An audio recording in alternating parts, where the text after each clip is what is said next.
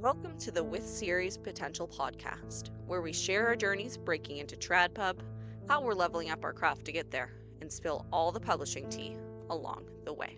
Hi, I'm Anna Hirsch, writing horror novels. I'm Ivy T. Woods. I write romantic fantasy. And I'm Zilla, writing as RJ Hawthorne, and I am also a horror author.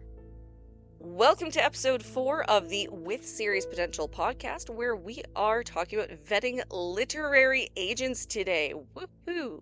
But first, Anna, would you like to tell us what you've been working on and what's going on with you in your author journey? Well, I have been working on checking my email every 5 minutes, as well as refreshing the query tracker submission data, because I am vague. And I currently have... Yes, I'm vague. Yay, vague! And I have 15 full requests out right now. Which is bonkers. I queried so much more than you. I think my max was like 8. I think also we're thrilled we are not surprised.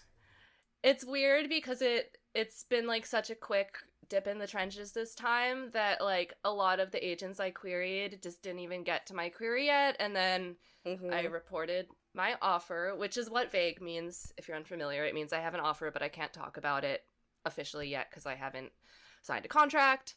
But once I reported my offer, they all came crawling out of the woodwork, and I think a lot of them would have looked at my query like a couple weeks or months down the line, but it's just all happening right now. Agents are always working slowly. It's very exciting.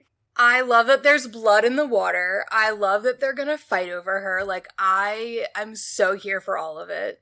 It's an incredible book. Anna is so atmospheric, and it's so unique and so emotional. Oh, I can't wait. I just can't wait to see who you end up with. And, like, we haven't even seen the Smooch Pit edits yet. And it was already so good before. So like, good. I'm so hyped. And now I'm gonna need to do even more edits with an agent. And then eventually you'll get signed and you'll have to do more edits with an editor. It truly never ends.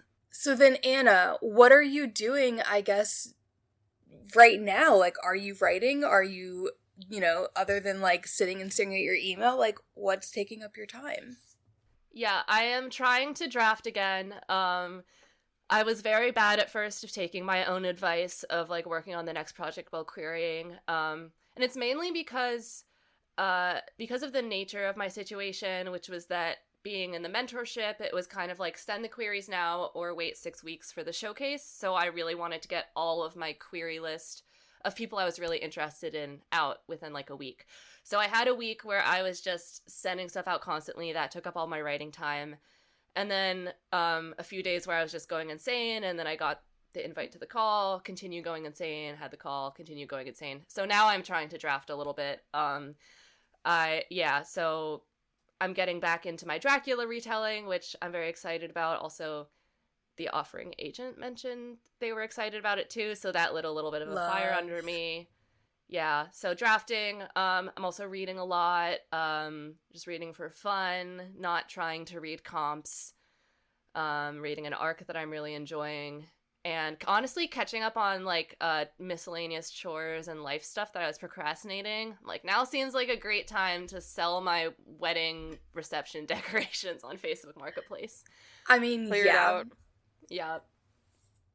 Nothing like the 2-week wait to make you do anything but look at your email.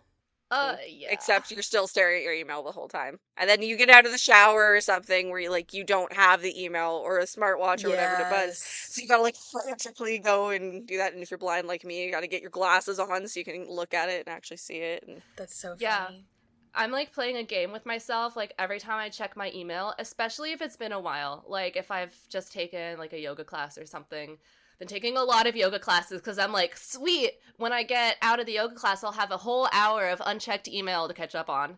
And then mostly it's nothing. But yesterday I did get 4 agent responses within 1 hour, and 3 of those were in 3 minutes. So that was really like a whiplash. Time was that? Like, was it at the end of the day or something? No, it was like the 11 o'clock to noon hour. So I guess people just catching up on their lunch or like, once they got through all of their emails in the morning. But yeah, like I had one, and then it was like 11:36, 11:37, 11:38, 3 different agents. I checked my email and I was like, what is happening? Yeah. Sharks were in the water. Yeah, it was like, you know, like, I think like 2 step-asides.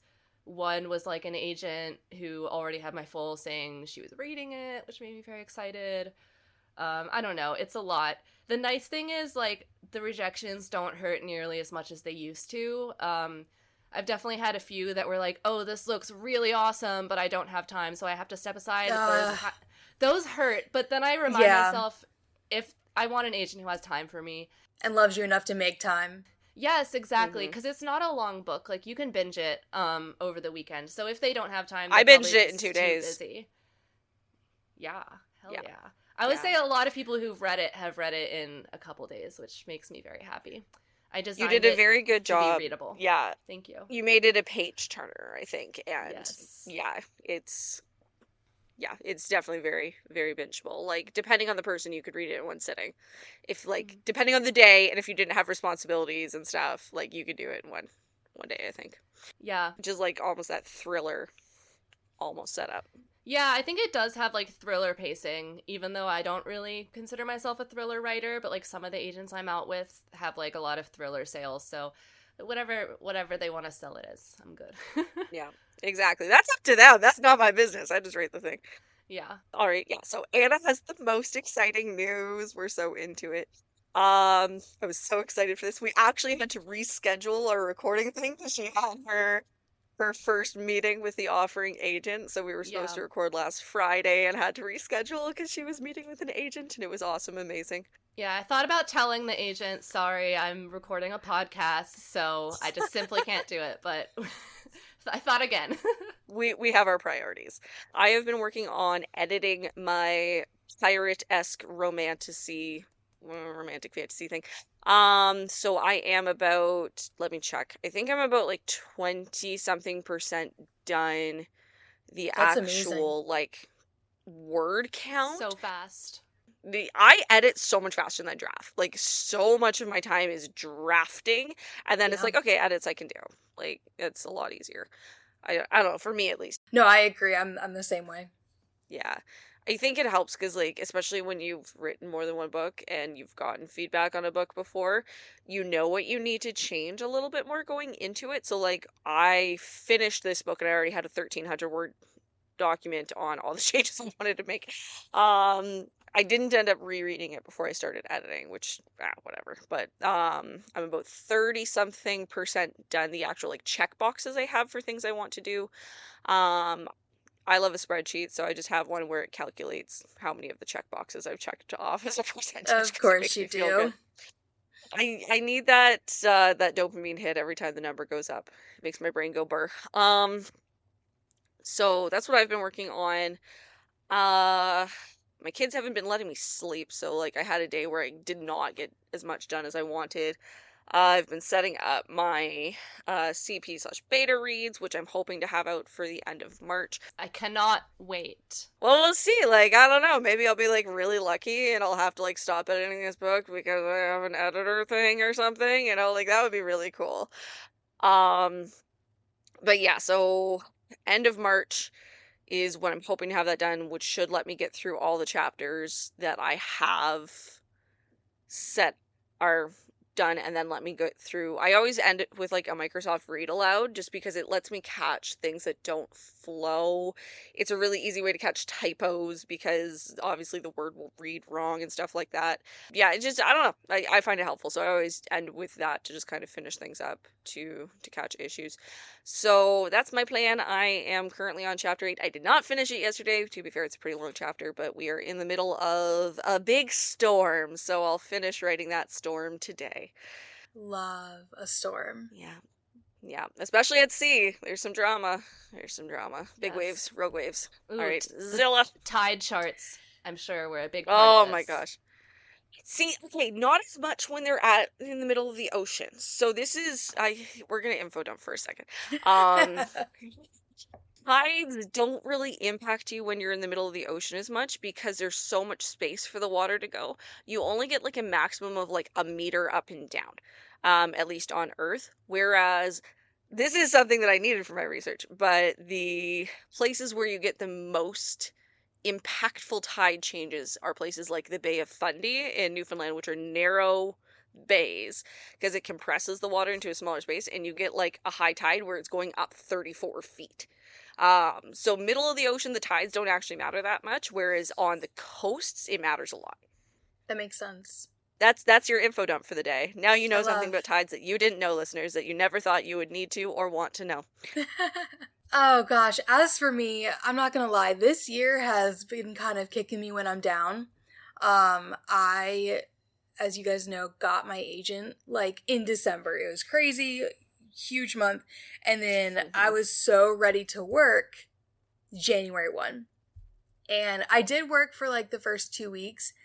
And then we had some personal stuff come up, and the personal stuff has just not stopped hitting. So unfortunately, I haven't been able to dive back into edits. I have talked to my agent about this. She's totally fine, of course, with everything, but it's been hard to get back into writing. So what I've been trying to do instead is consume media in other places. So like reading. And then I just finished my first playthrough of Baldur's Gate 3, which was super fun. Thank you, Anna, for kind of convincing me to do it. So actually, recently, another friend and I have been talking about her books, and it's gotten me back into thinking about mine in such an organic way. And I'm going to give myself the rest of this week just because it's been a little bit hectic. And like Ivy, I have not had a full night's sleep in many, many days. So I'm going to give myself the rest of this week. And then starting Monday, we're hitting back in. I'm only about 50 pages in on my edit. And I basically have to touch every sentence or two because of at least one edit that my agent has given me. So I am getting really excited and antsy to get back in, but it's just kind of taken a while. Yeah, super, super fair. And like, we've talked about this before, you do have an edit that's like, would have us reeling because it's like deleting it. Yeah. I'm combining two characters, which is super fun and it makes total sense, but it's hard. You know, like, it's super hard because these characters are together in an isolated place and they're in every single scene until, you know, they die. So, yeah, it's really going back through and being like, okay, what's the motivation now? How is this new character going to really act and making sure everything lines up? Yeah, I found with my big agent edits, it wasn't the same as yours in terms of like erasing a character, but it was two of my main characters, my female main character and my villain. We were adding kind of layers and depths to some of their actions, and I ended up just fully rewriting the book from the top. Like, what I do is I set things up so I have the chapter below, and I have a separate document. Yeah. I call it active editing. So I have what I'm typing, I have the old chapter below, and then I just have like not a header, but like a table of contents thing so that you can move it into it in the document. It just says resume. So I just type the new chapter as I go, and I delete the whole chapter as I go, but I fully retype everything. That's wild. And you were so fast. The first one I suppose it wasn't bad. Like, it was you paced well. But it wasn't having to change a ton of things. Like, I knew what I wanted to do with it, but it was just a lot of nuance at it. And if you haven't edited a book before, you don't understand how you push one tiny little thing and it creates that avalanche and cascade of things that affects everything else. Yeah, absolutely. But yeah, it's, especially when it's a really big thing you're pushing, it creates an even bigger avalanche. But I'm hoping for you that once you get to the point where maybe those characters aren't as involved as much, it goes a little bit faster. It'll be a while, but I am excited. I've got to figure out how they die now because I've got to figure out which death I care about more. I like both of them so much, so we'll get there. I like Dylan's. Oh, but I also no. I know they're both like, because it matched them, right? It matched their fears, and that was the whole point. So I just have to do a little bit. Because I'm such a pantser, and Anna, I hope that you'll relate to this. I can't really decide right now. Like, I've got to get into it and see how this new combined character is really feeling at that point. I completely understand. Even as a plotter, I get that. I mean, I feel like plotting and pantsing are really not all that different. It's just like, at what point do we, think about all the things? Yeah. Yeah. At the end of the day, still have to write a book. Yeah. Are you pantsing on a book level, or are you pantsing on a scene level, a character level? Because absolutely, I definitely pants on a scene level. We saw how stuck I got when I had to write this final battle at the end of the book. But we love a final battle. Oh, we do, especially it's gonna be so much more hype now that because of the things that I'm adding in. I'm happy to get to it. All right, so that brings us to a leveling up, which is going to be handled by Anna today. Yay! Cool. So I'm ready for all the notes. Okay, this is not nearly as thorough as my last leveling up because it's been an interesting time. I mean, the cheeky answer is that I'm leveling up into a new realm of being a writer. Like, I'm hell yeah, you are. Yeah, I'm vague. That's its own thing. But I was thinking about, like, what am I doing in my current drafting that is like a big push for me that I haven't done so much before. And it has to do with emotions, which is something I did focus a lot on emotions in Banshee, the book that I'm currently vague with. But this is something I'm calling emotional horror. I made that up 10 minutes ago. Oh my gosh, I'm so excited. Wait, let me get my notebook out. Okay.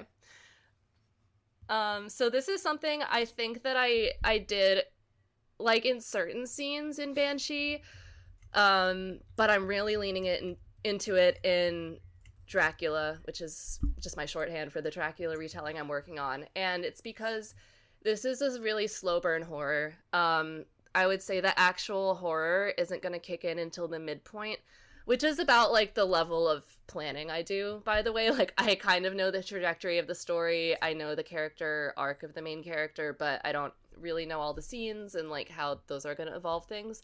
But I have a plan for, like, it really to kick into horror, blood, body sitting on the floor at the midpoint. So before then, it's like, how can I amp up the horror without it, having, like, the literal horror elements?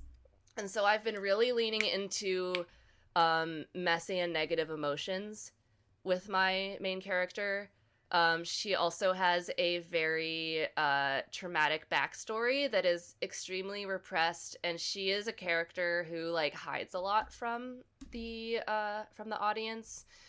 So that's been tricky, but I'm working on, like, how do I weave in these little bits of her traumatic backstory in a way that are causing, like, really complex, kind of horrifying emotions. So it's like, it's creating that sense of, like, dread and claustrophobia, even when it's not a horrifying scene.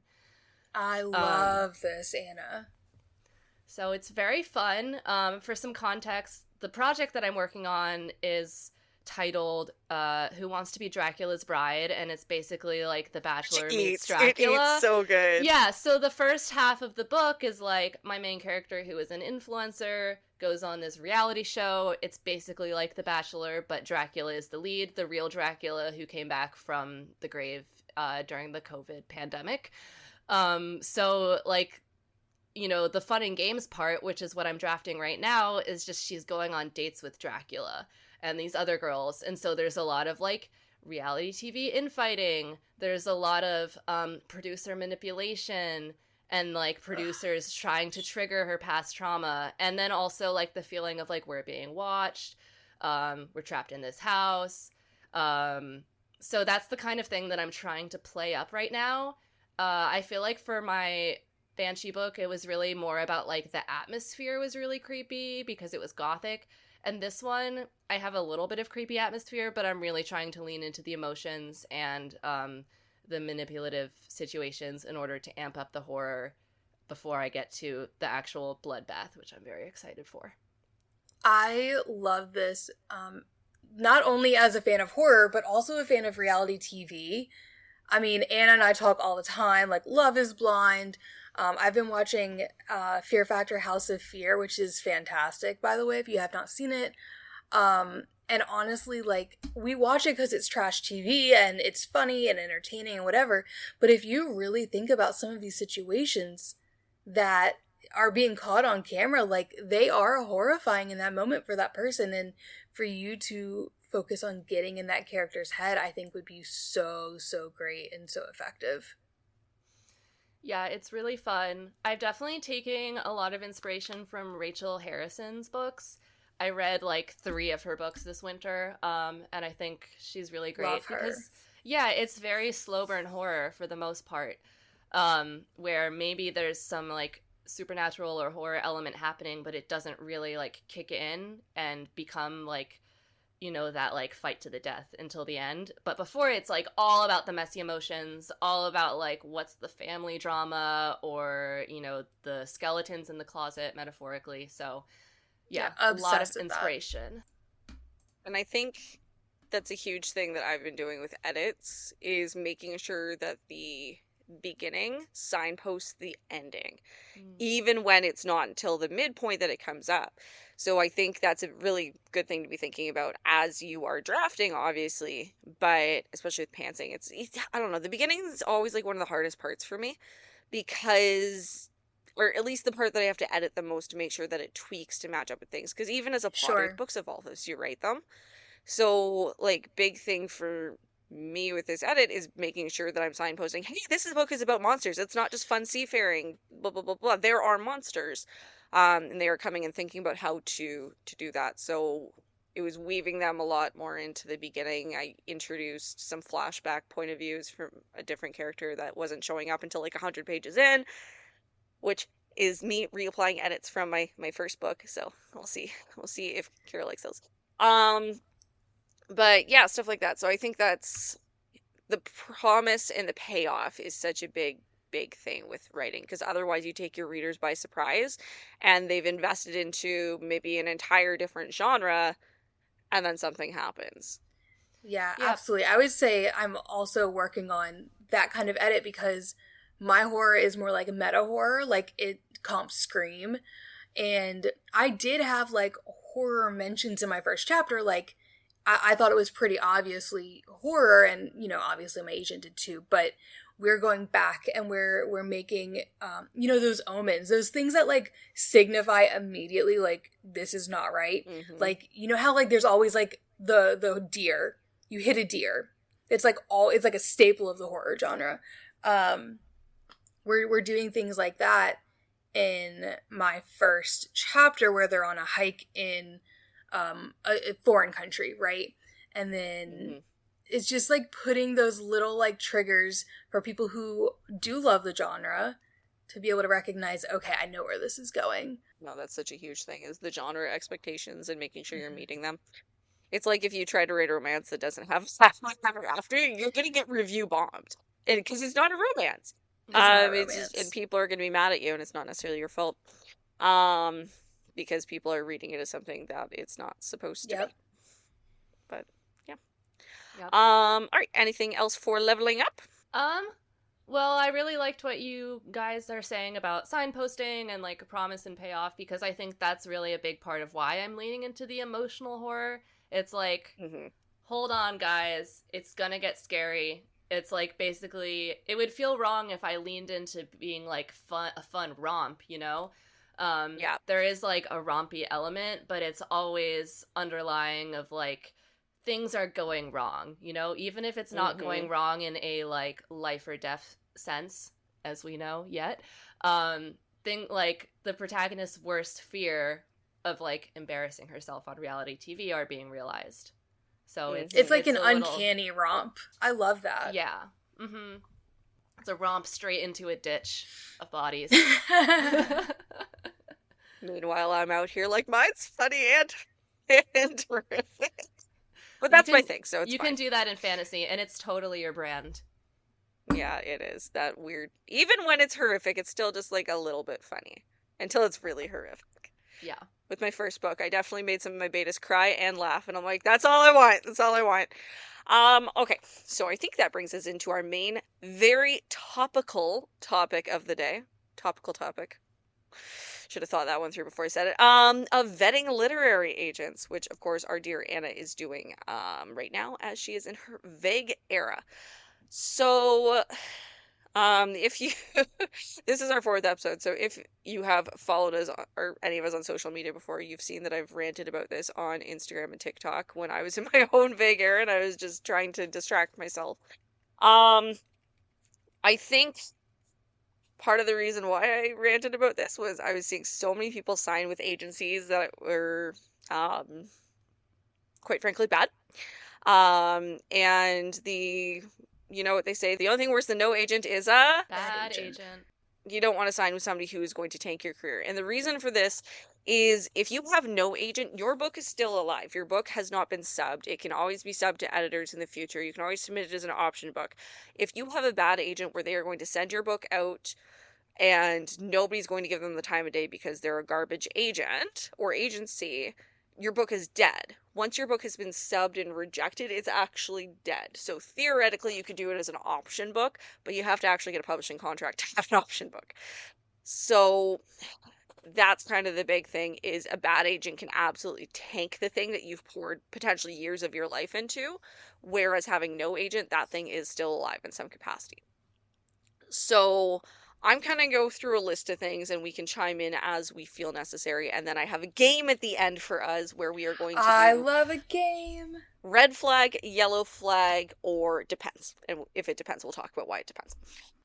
Okay, so your first step is there are 2 times when you kind of want to be vetting literary agents. Number 1 is before querying them. Number 2 is after you have an offer and you are potentially weighing offers against one another.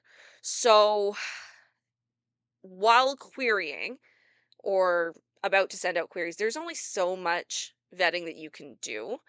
And I think sometimes I've seen agents talk about stuff like this online where it's like, well, don't query me if you wouldn't sign with me. And it's, especially if it's not an agent who's like super busy on social media, you don't know if you would sign with them until you talk with them, until you see their vision for your book, until you get the answers to some questions. Because like some of them you genuinely cannot find until you were talking to that agent, or you were having to get it second, third hand from somebody and you don't necessarily know if it's reliable information. So number 1, talking to that agent is always going to be prime. That is going to be where you can get answers to some deeper questions. And remember that if you are on an offer call with an agent, it is a 2-way interview. They are talking to you, but more than anything else, they are trying to sell themselves as your agent because they think they can make money from your book and would like to do so. So make sure that you are asking them questions as they would be your advocate in the industry.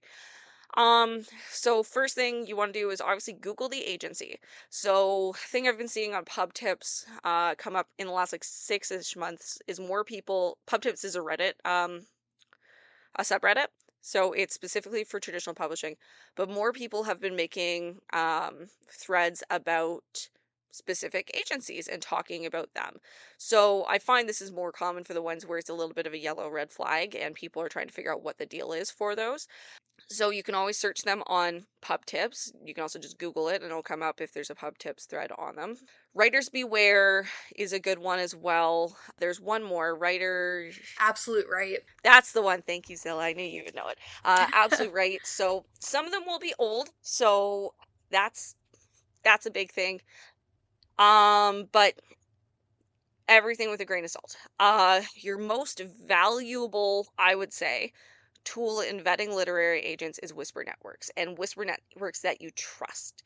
So you do have to go in with those things and know that these things are one-sided. So you could have somebody who got dropped by an agent and they're going around and they're super bitter about it and they're talking about how, you know, the agent dropped them after this and the other thing. But what you might not hear is, okay, well, the agent tried to get you to do these edits and you refused because your book is perfect and all those sorts of things. Nobody's going to paint themselves in a bad light. But when you're hearing it from more than one source and you're hearing kind of lots of accumulated red flags, that's definitely a thing. So just keep in mind that whisper networks are one-sided. Sometimes they are, again, second, third hand. And like with the game of telephone, everything gets twisted in the retelling. So just keep in mind for that. I think we should talk about how you find these whisper networks, because if you're new, like, how do you break into that? It's so difficult to figure out like who actually has the knowledge and the experience to talk about this, who maybe is too far out to have the knowledge, and all of the things that we need to think about. Yes. So I think big thing for us is we all met because we participated in Rev Pit. It would be great if I could say words. And we joined the Discord for Rev Pit and kind of got to know each other in there. And that Discord has a place where people are talking about red flags, yellow flags, and agents. There are lots of Discords like these. Discord seems to be one of the main places in which authors do congregate and talk about in these ways. One of the biggest ones is Let's Get Published. That one, you have to level up to I think it's level 3 or something in the Discord before you actually get access to the channels where you talk about red flags, yellow flags, and agents. Which, why do we think that maybe we would want to have these things locked behind walls in a Discord? That's a public Discord. Anyone can join it. So, like, you do kind of have to prove that you're not just lurking, that you're contributing to the discussion in order to get to the level where you can see the whispers. Which is a pain if you're new, but it's ultimately a good thing because you don't want randos, purveying confidential or sensitive information. I think it also deters literary agents from coming in and trying to see what people are saying about them. That's another aspect of the whisper networks being one-sided. Something I realized recently that I think is quite interesting is agents often don't seem to realize if they have whispers about them or if they're at a red flag agency, which is like, sucks to suck, I guess, but was that a little rude? But I've seen instances of like agents leaving a yellow flag agency to go to a hard red flag agency, and it's like, oh girl, I know exactly like, what you're talking about. Yeah, we all know. Exactly. I'm like, what are you doing? And the thing is, that's happened multiple times with that agency. I've also seen really legit agents being like, oh, look at my podcast guest, or look who I'm going to a conference with, and it's a super red flag agent, to where I'm like, even like the good agents might not know who the red flag agents are. I think some of them are very aware, but these whispers are often just taking place solely with writers. Mm-hmm. And that's the thing, is if you are an agent who's just an agent authors are a little bit of a different breed, but if you are just an agent, why would you be paying attention to these things? It doesn't really matter unless you're like gossiping with somebody at a conference or something. But yeah, it doesn't affect you. It doesn't affect the job you do. But I don't know, like, I feel like they need to do a little bit more due diligence before that. And I feel like it probably comes down to parts of it that we can't see. So maybe some of these red flag, yellow flag agencies try to get agents to join them by having a greater percentage of the commission go to the agent rather than the agency, which might make it a draw for them. But it doesn't matter if you can't sell because the editors don't open your emails. So, whisper networks. Participating in the writing community on social media is a good way to do it. You can look into your local writing community. I know Anna's big into having some in-person stuff, so she's probably the best person to kind of speak to about that. Zilla and I are house gremlins. But I will say, though, in-person has not really done much for me in terms of whisper networks. In-person is great for, like, knowing authors in my area and, like, getting out of the house, and, like, I've have amazing writing friends in my writing group. But all the whispers I found have been pretty much on Discord. Maybe pub tips a little bit as people get bolder, but Discord is where it's at. So find your people, join a group. Yep. Hard agree. Other thing I can recommend is if you are in your offer window, you can reach out to the mods on pub tips. So I would say if you are in your offer window, not if you are just trying to make a querying list, because if everybody did that, that would be insane.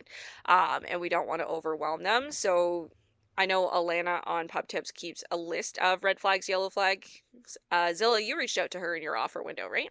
I've actually reached out to her a couple of times because I've had some weird instances just come up while I'm querying, but I did reach out in my offer window, And Alex was my offering agent, and I said, hey, like, I'm concerned about this one thing with Alex. Like, do you have any friends with her? Like, do you know anything about it? And she's like, I actually don't know, but she reached out to her network and ended up coming back and was like, wow, like, no one has a negative thing to say. They all love her. Like, I say green flag. So I super trust Alana. She's given back to the community for a long time. And I know that she's definitely popped in on some of these yellow flag discussions and been like, here's the name, like, here's the issue, query at your own risk. Yeah. And super, super useful. Which I think actually leads me into a point I had for later, which is talking to, and again, this is more of a post-offer thing, talking to current and, if possible, former clients of that agent. So this isn't really as much of a thing for agents who are just starting to build a list, but if you can talk to an author who has split from an agent, so they were represented by that agent and are no longer, that is a great source of information because you can find out why. It might just be that they weren't a fit or they wanted to try something new, in which case that's not a red flag or anything. But it might be they weren't answering my emails, they ghosted me, and you're like, oh my God, I don't want that. Yeah, so client vetting, huge, because that's where you're getting, that's first degree information. That is not coming through word of mouth, telephone. That is, you are talking to the source and getting the information. Because the agent could say, no agent's going to talk badly about themselves on an offer call because they're trying to sell you to sign with them. So they're not going to be like, oh, I take a month to answer emails. Even if that's true, they're going to say, I'm a quick responder. But if you can talk to current and former clients and find out that maybe that's not the case, that's going to be a little bit more accurate in terms of information. I know Anna has been reaching out to some clients of other ones. I did for the offer I had as well. Zilla, I think you did. Absolutely. I tried to find former clients and didn't have any luck, which is sometimes just the name of the game, but I definitely would have wanted to talk to them if I could have found them. Yeah, especially with newer agents, you are going to be less likely to have those former clients, and like even within a few years, because sub takes forever. Like, because you get signed and then you have to edit, and it's possibly multiple rounds of edits, and then you go out on sub, and sub takes like a year. That's a very long time to go through that. So, and odds are people aren't going to bail on their agent after one failed book. It would probably be multiple, or even three. Various. Yeah. Red flag agents might bail on their authors after a failed book. Okay, so reaching out to pub tip mods, talking to current and former clients, looking on Publishers Marketplace, or if you're in the UK, it's UK agents, you can look on the bookseller, which is basically the UK version of Publishers Marketplace. Those are essentially the trade websites for publishing. So that's where new book announcements get posted. You can search an agent's name or an agency's name and see how many deals they have. It'll tell you the genre. It'll tell you this is a different thing, but it's been a trend that's been ticking me off lately, where it's not even doing the deal guide things. It doesn't tell you if it's a good deal or a nice deal or whatever. Yeah, people stopped. But you can see, like, is this a book I've heard of, yes. Is this a book that has, 400 reviews on Goodreads or 40,000, Yeah. As long as it's out yet. If it's a new agent, you might not have that because the book hasn't been out. Sure. But yeah, definitely for established agents, that's something you can do as well. So looking on there to see what the sales are and seeing who they are selling to is a big thing. So presumably, if you're in Trad Pub, you want to be selling your book to a big five publisher, because those are the big names. Obviously, there are some standouts, and depending on your age category genre, like if you are a middle grade author, Scholastic would get lumped in there, even though they are not big five. Things like that. But who are they selling to? Are they selling to imprints that you like and read and are big in your genre? So like for me, I'm in fantasy, so the biggest one for me is Tor. Tor is like the fantasy imprint. If I was vetting literary agents, I would note if they are selling to the imprints that I want to be selling to. Which again, Tor, Orbit, Saga, all that sort of stuff. So that's something to just keep kind of an eye on. You can see if they're selling at auction, if they're selling in preempts, because those are both signposts that it was probably a bigger deal. Again, you all can that sort of see stuff. if they're selling, quote unquote, to publishers that you can submit to without an agent. Yeah. Yes. Or if they're digital only. Yeah, or if all of their sales are just like former self-published authors, they might not be the best for somebody who wasn't self-published before. Yeah, exactly. Because self-published authors going trad, it is usually they were a standout in self-pub and they are trying to shift into it to get into different markets. I would say if it's a portion of their sales, but not all of their sales, and it's like foreign rights or sub rights for self-published authors, that's not a red flag if it's not all of their sales, because it's, you know, it's just slightly different. But if all of their sales are self-pub authors, then it's like, you're not a self-pub author, so they're not necessarily selling for you. This one goes out with the Google, the Whisper networks, and all these sorts of things. Looking them up on pub tips in the bookseller is, what is their agency reputation? What do people have to say about their agency? So like, I'll use my agency as an example. I'm signed with Janklow and Nesbitt, and they are one of the biggest agencies in the world. It's like them and Writer's House, and especially because Janklow's split between North America and UK. People don't necessarily have a lot of bad things to say about Janklow, and because they're so big, editors open their emails. Whereas there are agencies where if you Google them, you will only find bad things to say. And a lot of them seem to have letter acronyms to start that don't really stand for much. Again, trying to not say specific names, but we'll get into it. This is why you need to join a Whisper network, so you can have all the tea without it being a public podcast. Yeah, exactly. You can always DM us. We'll answer. In the DMs, but we don't want to get sued. For slander. Other thing that was a big consideration for me when I was vetting agents was how long the agent has been in the industry and what kind of their history in it has been. So for me, my agent was in the industry for a decade. So she was working at as a literary agent, and then kind of jumped ship to Janklow as her agency was folding, and then started working in subrights and then into finance and contracts and things like that as well. So she's been in the industry for a decade. I know she's not going to fail out because she can't make enough money. And that's a big thing we've been seeing with a lot of beginner agents is they fold because agents... It's a lot of work. There's a lot of upfront unpaid work, and because of how publishing contracts get paid out in 3, 4, even 5 installments, and they only get 15% of that, it takes a long time and a lot of sales to start making a consistent income.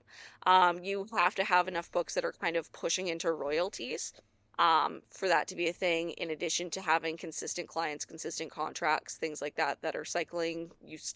You have to start making a little bit of a reputation for yourself in the industry.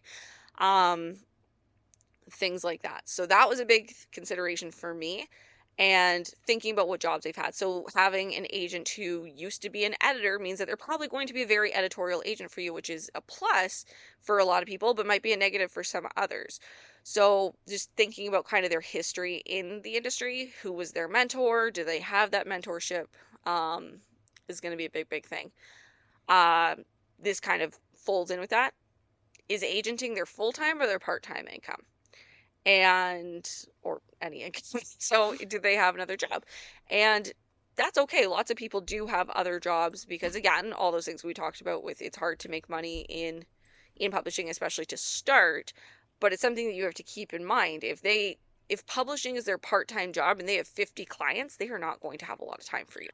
I will say, I'm going to disagree with that, because I will say okay. my agent is part-time. She's working on going full-time, and she has upward of who knows how many agents, but a ton, or how many clients. She does have a lot. And I will say, I have never had a communication go longer than a couple of hours without being answered. She's very, very upfront with like her queue and what she's working on. So it really, it does come back down to talking to clients. but it would be something that I would be cautious of. Absolutely. Do your research, because that was a question that I was very concerned about when I signed with my agent. And one of the things I did bring up to Alana as well. I think that also goes into, like, again, like talking with the agent themselves, like what is their vision for their career, and kind of sensing, like, do they have that drive? Because most of us as writers have other full-time responsibilities too, and we make it work. So when you're picking an agent, you're finding someone to, like, grow your career with together. And Absolutely. so if you're on the same page there, that's important. Yeah. Yeah, I think having their aspirations to be that. And I think, especially if you're in the Whisper networks, you know who the big buzzy upcoming agents are. You see who's making sales. So I'm going to actually drop some names here because I'm being complimentary, but like Jenna Satterthwaite, for example. Oh, love I'm sorry her. if I butchered her last name. She's part-time. Yep. Super duper buzzy. We see her making sales and deals all the time, and we know that her income is going to increase. She's got a phenomenal Substack, super great to check out. She's super actually open about her income as both an author and as an agent. She had Substacks on them. It's behind her paywall, but just it's there. And we know that she is continuing to come up. Like, we're not expecting somebody to quit their job so that they can make no money for 2 years as an agent, but knowing that somebody is, their goal is to work into it and they have the sales to back it up, that's very different than somebody who's been, and as an agent for 3 years and has 2 sales. Like, it's different. And I have somebody specifically in mind for this last one, but that's not complimentary, so I won't say their name. Maybe I'll type it in the chat so that we see. Please type it in the chat. Yeah, and I'm gonna go ahead and shout out my agent here, just because, like, I'm so obsessed with her. Like, Alex Land, she does have a reputation of, like, collecting all the Pokemon, which I think is super funny. And, like, I was concerned because I didn't want to be just another client, right? But when you're talking to her writers, like, it's very, very clear how much she believes in every single person that she's taken on. And she just really enjoys books. And, like, you can just see the passion for that up-and-comingness to happen. And she's been mentored by Danielle. I mean, it's just, she has everything lined up for her to be, like, a really great agent. And so you've really got to figure out what kind of risk you want to take. And that was the risk that I was willing to take. There's always going to be a risk. And even signing on with, say, someone who's been in the industry for 20 years and is, like, the president of their agency, there's the risk that they're not as motivated to sell your book because they've got royalties coming in from huge successful clients. So there's always going to be some kind of leap of faith, no matter what. Yeah, absolutely. There are definitely pros and cons when it comes to established agents versus new agents in terms of who's hungrier and things like that. And I would never ever say that a new agent is like a red flag if they have the right mentorship and the right agency behind them as well. Absolutely. And we joke all the time, Alex doesn't sleep. Like, she doesn't. This woman is so, like, she's everywhere all the time. I love her. I don't know how she has the time to do what she does, but she does. And, like, clearly she puts it up. So it's, like I said, it would be something that would trigger an investigation for me, not necessarily that it would be a red flag. And same thing, if you have somebody with, like, a really small client list that's just starting out, okay, are they making enough money to back that up? Which, like, my agent only has 2 clients right now, but she has a full-time job with her agency working in contracts. So that's not a red flag for me because I know she's not going to fail out of publishing. She's been in publishing for a decade. It's just she's re-dipping her toes into the agenting aspect of it. The thing that I want to keep in mind, particularly agents who most of the time do not necessarily have the nuts and bolts to back it up, are trying to become social media personalities. Your agent is your business partner, not your bestie. You don't need to be best friends with your agent. You need them to sell your book. You need them to edit your book if they're an editorial agent, and you need them to sell it. So that means you need to trust that editors are going to open their emails. Ideally, editors will trust them enough that they will prioritize your manuscript in some aspect, although that's not necessarily always going to be the case. If everybody's manuscripts got prioritized, then nobody's manuscripts would get prioritized. But your agent is your business partner. You need to be trusting that they can sell your book. It doesn't matter if you guys are best friends if they can't sell your book. And it doesn't matter if you guys are just a little bit like talking to a coworker if they can sell your book, because that's their job, right? It's not a personality contest. It's not a beauty contest. It is a business partnership. They have to have trust in you as the author, and you need to have trust in them as your agent. That they are going to advocate for your best interests and all that sort of stuff. Because even if you were to change agents in the future, if they sold a book for you, they are going to handle that book forever.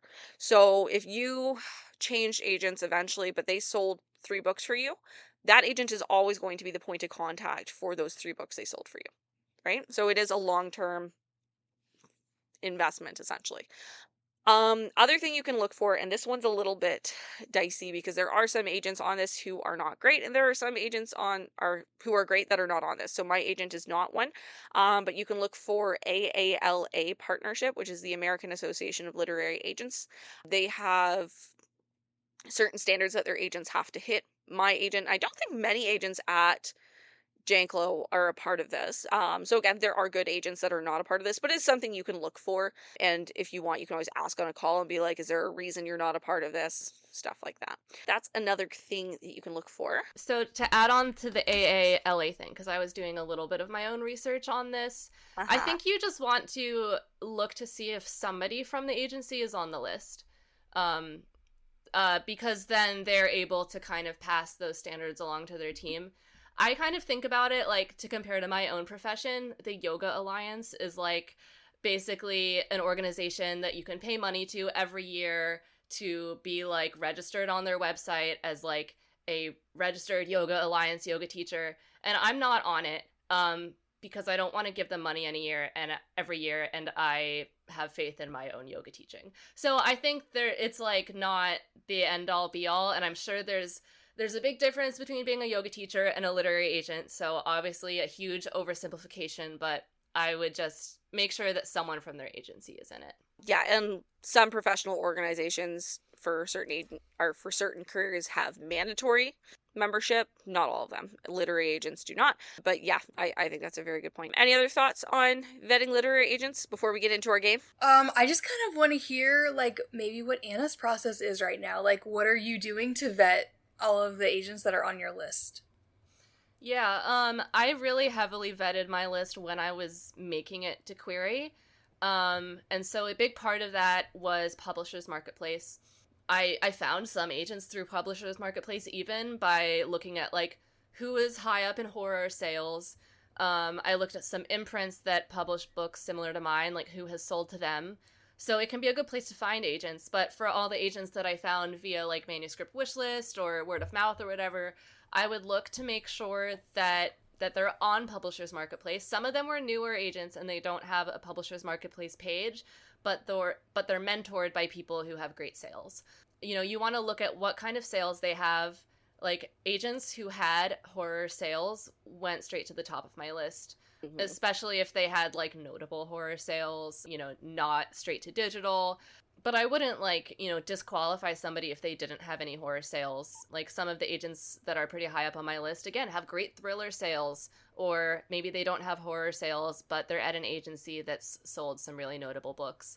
So ultimately, it's like making sure that they have sales in general, but that the sales are kind of in vein with what you want. Some agents, you can tell, are like very new to selling a specific genre. Like, horror is really hot right now, so a lot of agents want horror, but then you look at their sales and it's all like cookbooks. It's like, why do you want horror?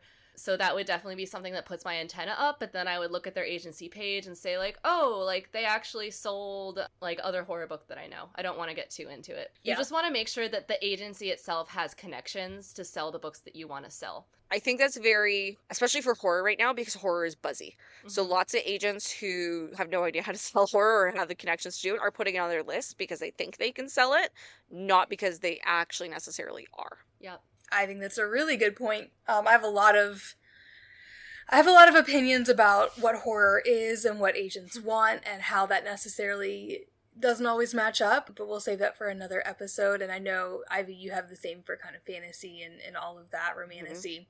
Mm-hmm. But what I really wanted to ask is I think for the group, when you were querying, did you query yellow and red flag agencies? Why or why not? Oh, hell yeah, I did. I did too. I did before I got into the mentorship, for sure. You were only querying with, like, for 2 weeks with this book. Yeah, this most recent dip in the trenches was truly a dip. But I definitely queried some, like, yellow flags before. But I wouldn't query red flags. Like, I never queried insert agency we're all thinking about right now. Yeah, I mean, and there's definitely some that are, like, proceed with caution flags, and you just have to decide your level of caution that I queried. Like some agents that were on my list originally, and then my mentor was like, maybe don't query this agent. I've heard some things about them. And then I was like, I'm going to query them anyways, and if I get an offer, we'll talk to clients, you know? I want to talk about the dopamine hits and, like, what that does for querying. Yeah, yes. That was my big thing, was I would get sad and be like, nobody wants my book, and then I'd, like, just send out some dopamine things. And then it's the ones where you get the rejection, you're like, oh, thank God. Yes. Oh, yes. You know what I would do when I was querying Banshee the first time, and also totally when I was querying my first book too, is I would want the dopamine hit. I would want something to happen in my inbox. So I would just, like, query everybody at Bookends. Bookends is an agency with a lot of agents. They're a good agency. Oh yeah, and their friends rep. A lot of them are fast. A lot of them are fast. So I would be like, this person responds in one day. I'm gonna query them, even if it didn't match my wish list. James. And I got my dopamine hits, but also my hits of sadness. And one time I got rejections from 3 agents within that agency within 24 hours, because I would just get a rejection and then query the next one, and they would respond so fast. So that totally messed up my querying stats. Not that it matters, but most of my rejections were from before Smooch Pit. Partly because it wasn't as good, but also because I was just querying fast responders just to feel something, and I don't really recommend doing that, honestly. Yeah, it's not productive. It's good if you never start it. I know that I'm the biggest enabler probably of our group, and I'm like, just shoot your shot, but, like, don't get started, because it's such an addiction to get something in your inbox. Yeah. James was my first full request. It was my first day in the trenches, and he requested that day. And it was, like, the Friday before a long weekend, and I was actually still finishing it. You were like, I've made it! Publishing success is here! Well, I was actually bored, so I sent it, and I sent it on the Saturday, and he had sent me my rejection by the Monday. Well, you're still a unicorn who signed with your first book. It just took, slightly longer than one weekend. That would have been insane, though. But I was like, oh my God, I gotta send out all these ones. So that was my whole journey through the trenches, was I was trying to chase that high of a full request, because I got exposed to it pretty early, and I was like, damn, I want that dopamine. Don't start it. But I also would like to say, like, the shark agents that we're always talking about,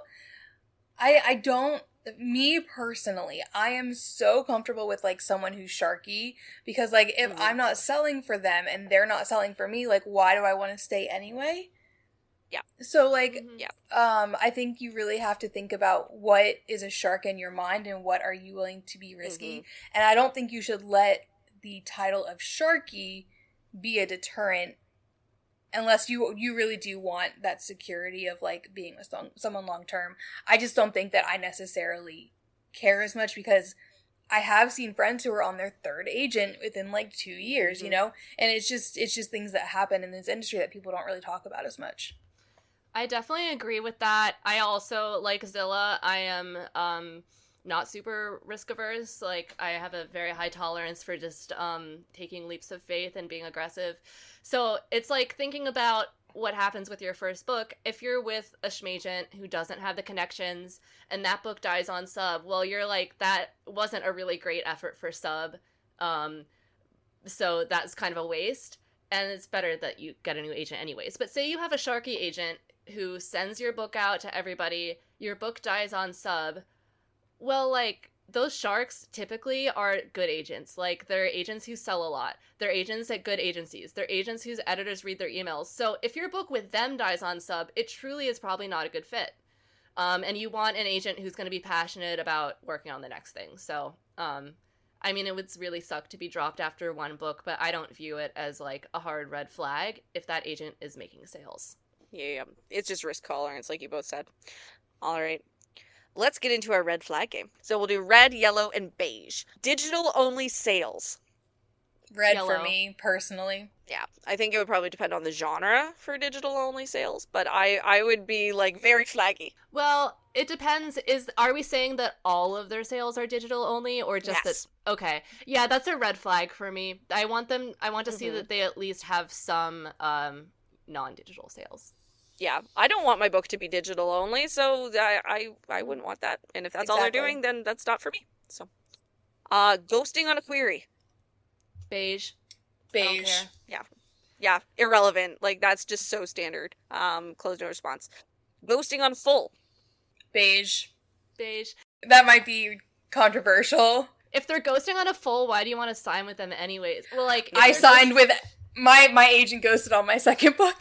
Okay, no, but I mean like they're going to respond if they're interested. So if they're ghosting, you're not getting an offer for that book. So it's like kind of doesn't matter. I feel like how they communicate with their clients is really what's important. Yeah. How they communicate with queriers is so irrelevant. It's irrelevant. Or when compared to how they are communicating with their clients. If they are fully responsive to their clients, but they're ghosting on queriers, no flags. No flags. Demanding you sign with them on the offer call. Red. Crimson, bleeding everywhere. Yeah. Reject. Don't even nudge for that one. That's... Throw the whole call away.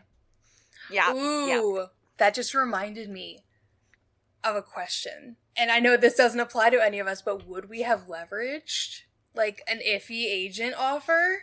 Because, like, I don't know, you guys. I don't know. No, I wouldn't have. That's why I didn't query flaggy agents, because I know that it would be a big moral quandary for me, and I would rather wait for an offer that's good.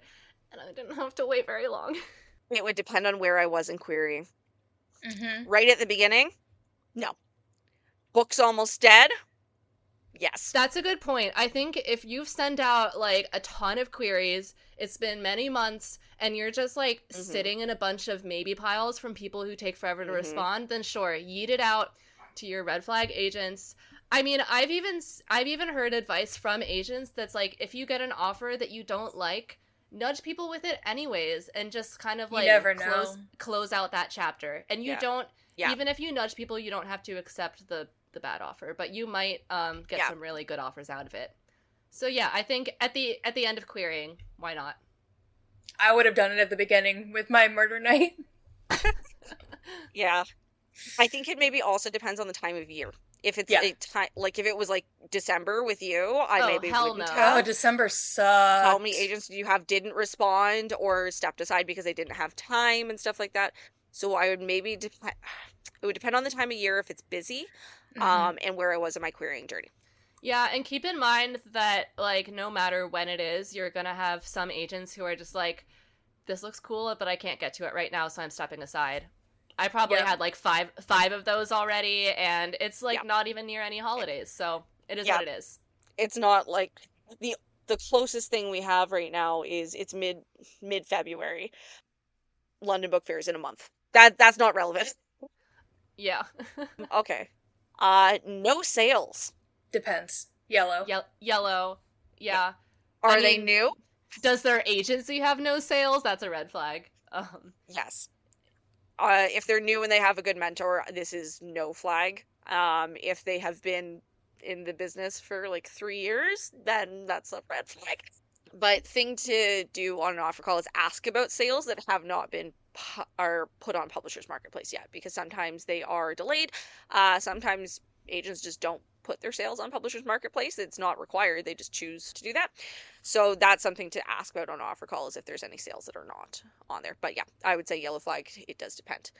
Mentor no sales. Red flag. Oh, red flag. Why is that your mentor? Yeah, why are they mentoring if they have no sales? That's not a mentor. It's a pen pal. You hear from multiple sources that they withdrew an offer. Red flag. Why did they withdraw? I need to know more. Okay, that's where I think if it's multiple, I'm like, okay, common denominator is the agent. If it's one, then I want to know a little more, because what if it's like oh, I made an offer, and then I looked at this person's Twitter and they were like making inflammatory posts or something, you know? Yeah. That's exactly what went through my mind. Like, why are we dropping this? However, I do think most agents are going to vet online before they make the offer. Yep. Yeah. I agree. I would say that would be smart. Yeah, it would be a definite flag, but there are some things where it's like, okay, maybe there's a reason for why this couldn't be a flag, but I think most of the time it'd be a red flag. You hear that they feed manuscripts into Inkbloom, which is a Gen AI software. Red, burn it down. Yeah. If you Google this, you will find out which agency does this. They are a very sober agency if you subtract some vowels there. I'm just going to say it because it's SBR and Meredith E. Phillips, like, poor Meredith. They said this on an offer call. Yep. Like, they said this to an author on an offer call. You can find this on Pub Tips. It is there. Like, there is a whole thread on them. You should look at the thread. Yeah, they are, like, the reddest of flags. I think any agent that's not 100% anti-AI, staunchly AI. Yeah, exactly. If they want anything to do with AI, I'm considered a flag. It's red. Yeah, no. This is something that has made me very, very mad at a certain writers' conference that is ubiquitous, because on their Instagram, they have been posting AI-generated things from one of their founders who is an agent/author. I never paid any money for any of their conferences, and I'm quite happy that it was that way, especially considering some of the agents they have out. It's just like, not for me. That's so sad because it's one of the cheaper options to get in front of an agent face-to-face, and I hate the pay-to-play nature, but, like, I did really enjoy just talking to agents about, like, the industry when I did my consultation. And that's something I've heard about them too, is like the pitches are worth it, but the conferences are very, very beginner. Like the actual sessions. I went to a writing day workshop in 2024 when I was like pretty new to writing books, and I didn't pay for any pitches because I didn't have something that was like ready to be pitched at the time. Although in hindsight, I think it would have been good practice. So I pretty much just went for the, like, the different presentations and stuff they had.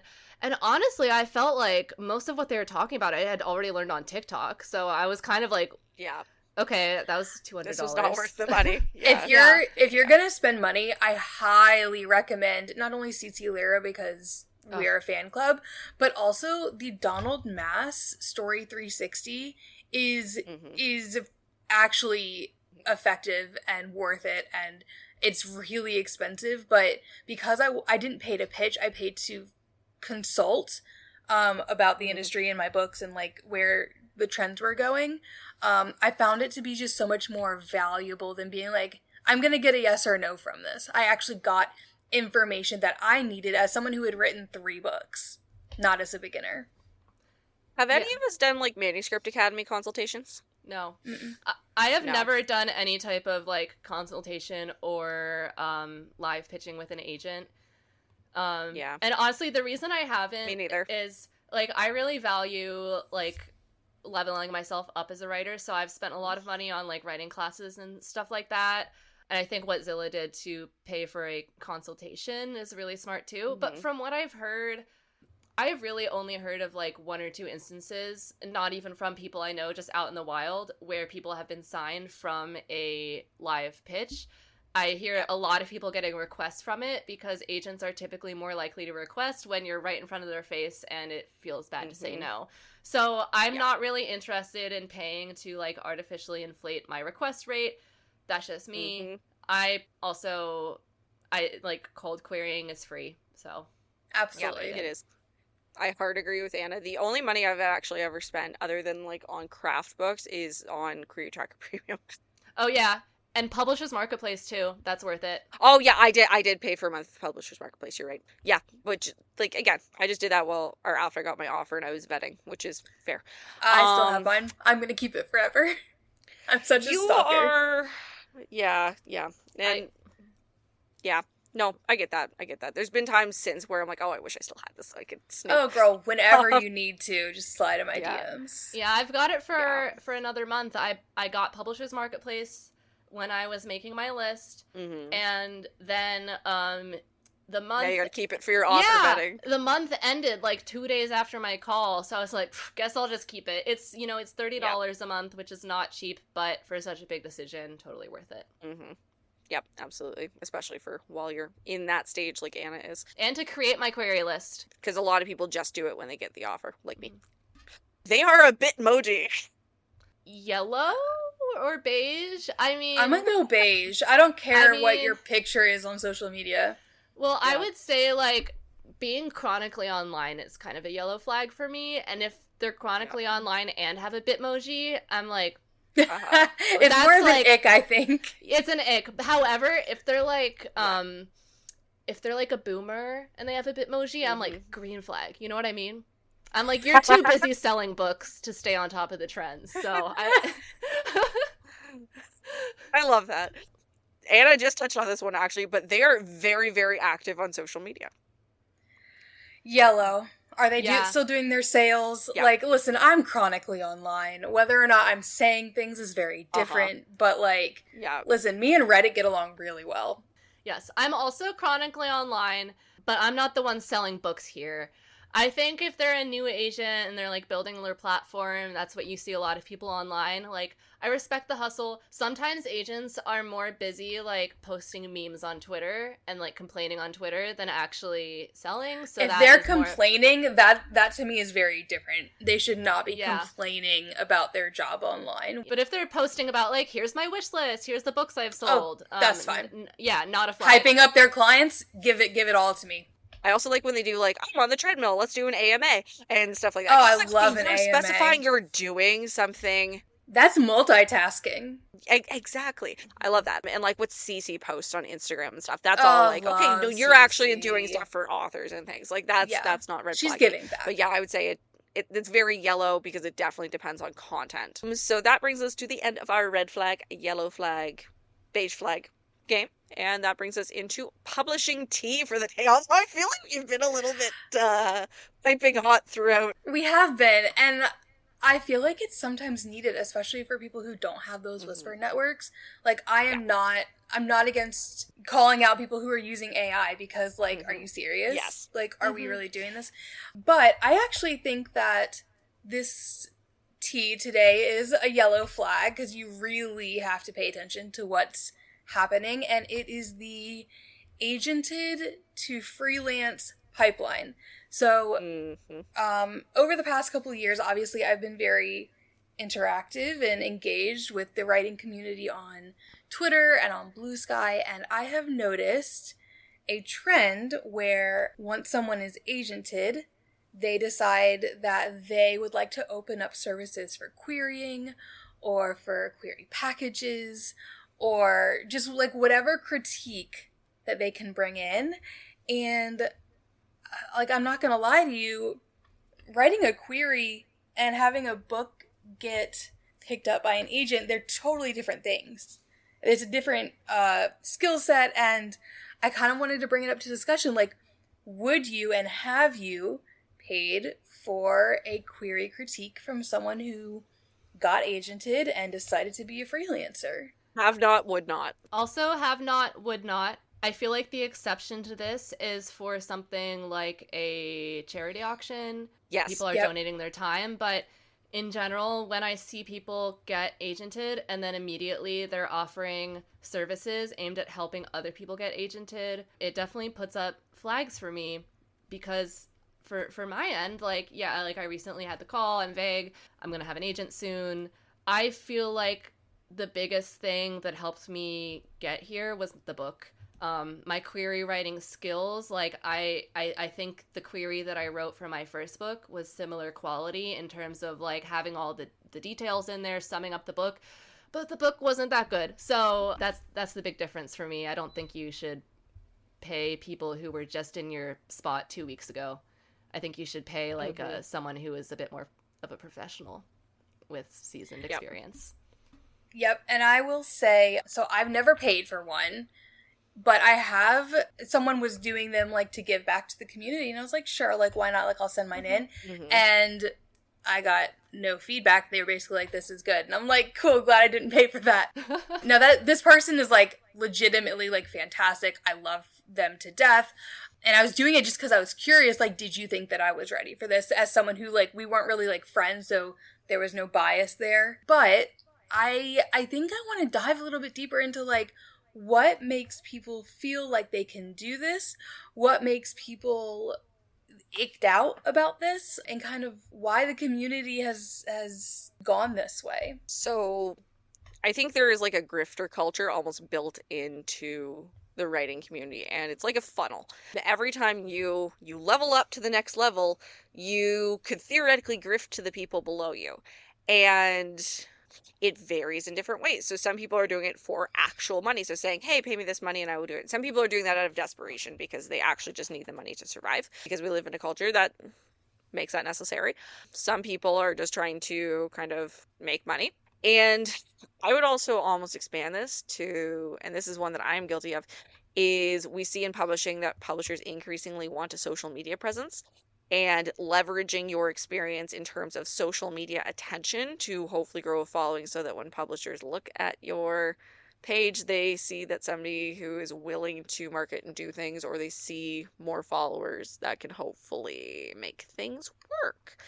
And I think publishing is such a like a closed door industry that when you are at a lower level, you see the people at the level above you as being this source of information. And I'm not a fan of paying for anything that you could do for free, because like query critiques, like you can do that in a writing group for free. Yeah, and ultimately, like if you're paying somebody who, again, was in your shoes very recently for a critique, it's really not that different from just working with critique circles online, going to pub tips. Yep. I think there's like a website that's also specifically for query critiques, asking other writers. But I do want to acknowledge that like publishing, if you're trying to make money in it, especially if you're trying to make anything close to full-time living, you're going to have to piece together multiple revenue streams. And there's a lot of people who are writers and also work as editors in freelance capacities. And like, that's not what I'm talking about here. But it's like, if somebody is only starting to offer these things once they hit a certain milestone, like getting queried, I just wonder about the motivation. And I also wonder what qualifies them, because there are like, professional trainings that people go through to become editors.